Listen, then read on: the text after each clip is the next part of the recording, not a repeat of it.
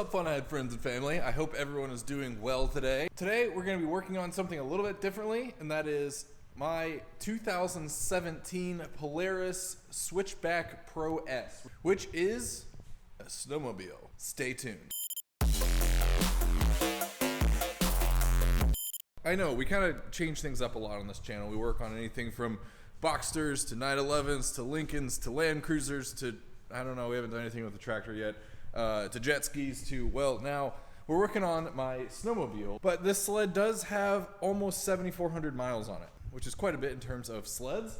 So last year I rebuilt the top end in the engine. Now it's time to refresh the back end of the entire sled, and the sliders, the bearings for the bogey wheels, and all of the bushings in the suspension. And if you don't know what any of that means, don't worry, I'll explain it.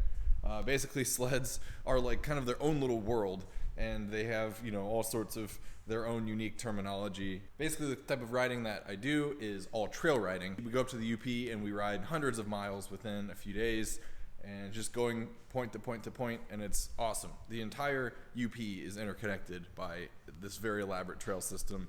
So you can just jump on your sled and go hundreds of miles. What a lot of people don't know or don't realize about sleds is just how quick they are. This particular sled is a 600cc, and of course they make much bigger ones. It's a two-cylinder, two-stroke. Now a lot of the sleds are four-stroke engines, but they're getting into turbocharged four-strokes. Of course they have turbocharged two-stroke engines. But even this sled can comfortably cruise along in the 90s, and it can do over 100 miles an hour with the right snow conditions. But basically, in just about any snow condition, this thing can get above 90, and it can just cruise like that for miles and miles and miles. It's just incredible how well they engineer these things to just be super comfortable at very high speeds for long distances. But anyway, as you can imagine, while you're doing that, while you're cruising hundreds of miles, the suspension obviously takes a beating. The trails aren't always smooth. In fact, a lot of times they're quite rough, and you're not doing 90 miles an hour on a super rough trail, believe me. But you might be doing 40, 45, 50 miles an hour on like a very mogully trail, and so the suspension just takes a beating for miles and miles and miles. Well, over 7,400 miles, all of the bushings in the suspension have worn out.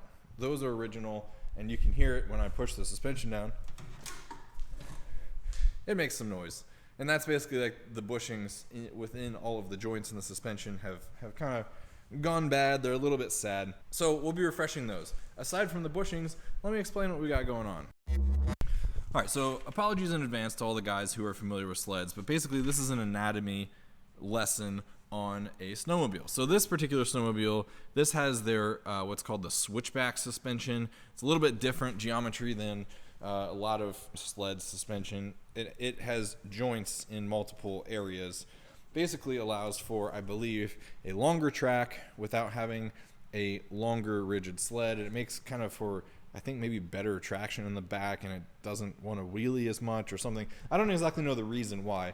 Snowmobile guys, feel free to correct me in the comments below. Let me know what that geometry is for. But it's honestly a very smooth riding, lovely sled to cruise down a trail upon. And so the reason I'm pointing this out is you can see, you know, the actual tunnel of the sled only comes back to here, and then the rest of this is suspension components and kind of track geometry. And a lot of sleds, basically the tunnel will come back even further and then have all of the geometry below the tunnel.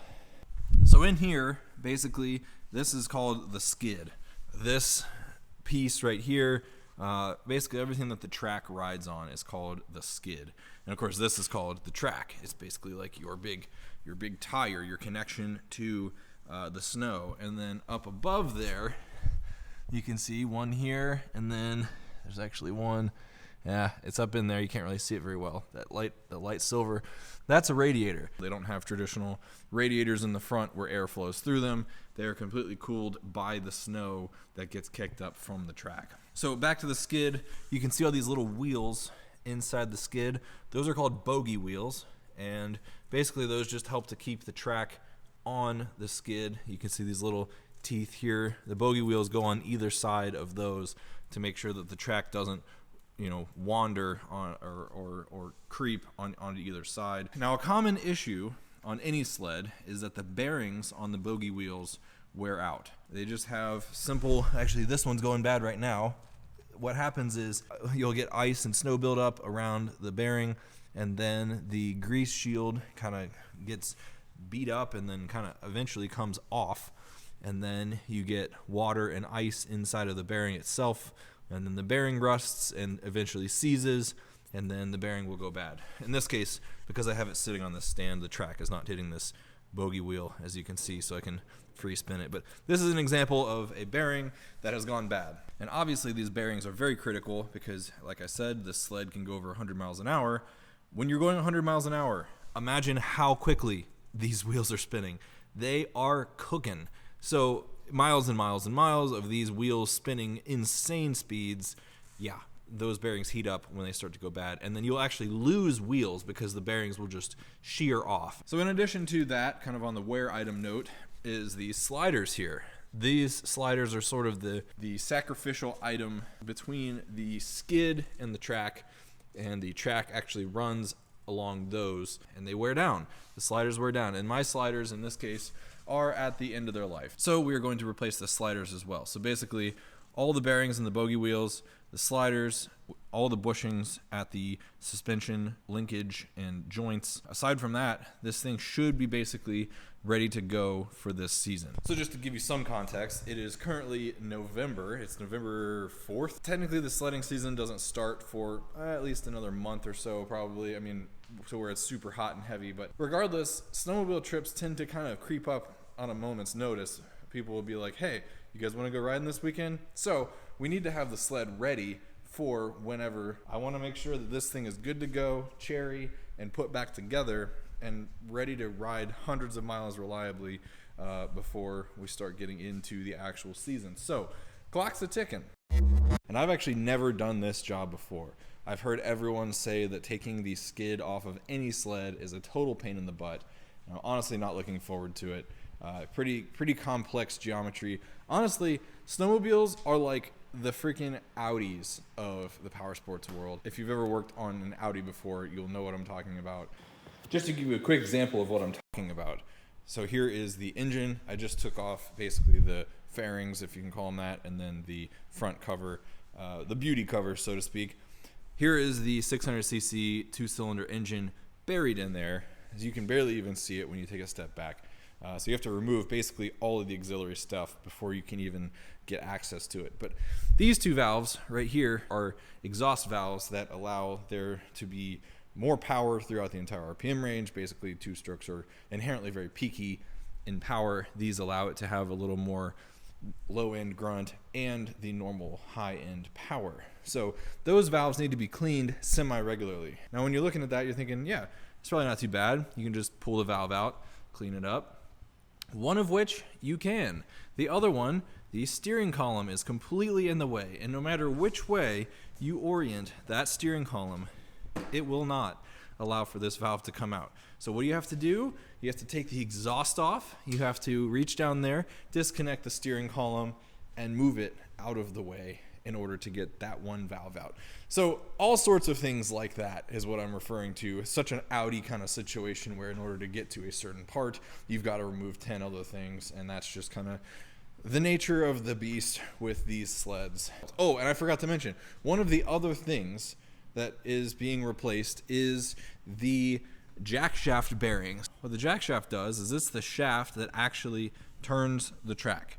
Now the jack shaft bearings, the bearings that shaft ride on, are original. They are 7,400 mile bearings. Those are semi-notorious for going bad. And if those go bad, obviously they will strand you out on a trail because you won't be able to turn your track anymore, which means that we need to not only take the skid out, but we need to take the track out. Just a quick note, I'm an engineer, so I love seeing these kind of things and geeking out about them. But this is the air intake for the sled. And as you can see, it draws from right here.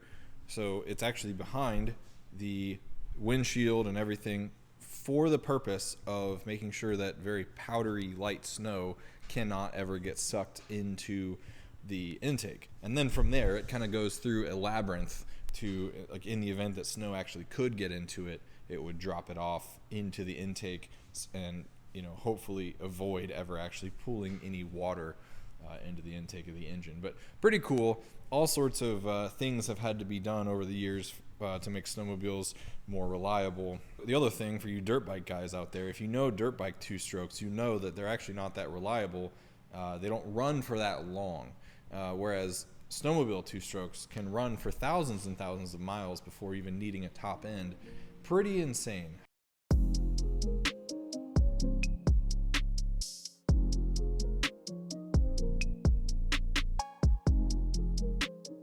Okay, just to get you guys up to speed, to let you know what I'm doing right now. So I just took off basically I loosened up the fairings, as you can see. I took off the battery, took off what they call a briefcase, which is basically just the muffler. You can see the expansion pipe comes out of the front of the engine here, collects both cylinders, comes into one big pipe, and goes into one big muffler there. So we just took that off, all in the name of getting access. What are we getting access to? Well, this right here, which is called the chain case. Basically, your engine drives the primary clutch, which this is a CVT setup, continuously variable transmission. It drives this clutch. This clutch is connected to a shaft that goes to the other side of the sled, to the upper side of the chain case. Actually, this brake is connected to that shaft. This is the only brake on the entire sled. So then inside of here, which we'll see in a minute once I take this off, is a chain that then connects the shaft that's driven by the secondary clutch to the jack shaft, which drives the actual track. So as you can see, kind of a convoluted series of events that happens here, but basically that's the gist. Next step is, get the caliper and rotor off. That way we can work towards draining the actual chain case.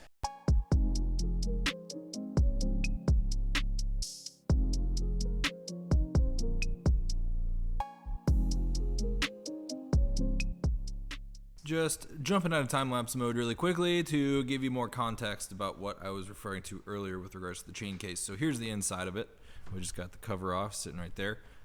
This is the shaft that's driven by the secondary clutch on the other side of the sled, and then here is the gear that drives the jack shaft. This tensioner itself is a wear item, just same as the chain and everything, and it does have to be replaced periodically. So anyway, my point was we had to get the chain case down to this point, and actually I'm going to take it all apart. We're going to take the gears out and take the tensioner out. All right, just fast forward a few minutes, and I got the entire chain case all cleaned up. Look how satisfying that is. All right, now working back on this side of the sled, again, we've got our primary and our secondary clutches. We need to basically remove the secondary clutch on this side so that we can get better access to this area, which is where the jack shaft's located on this side of the sled.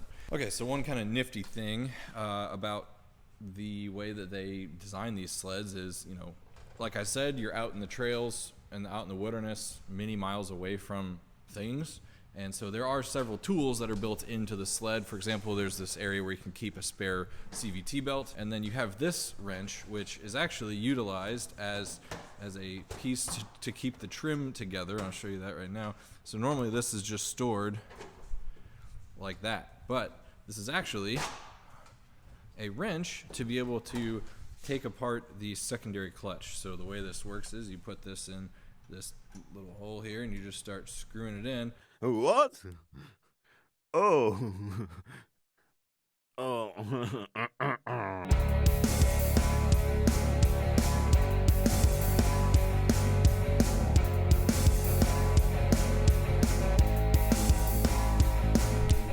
All right, well, there's the skid.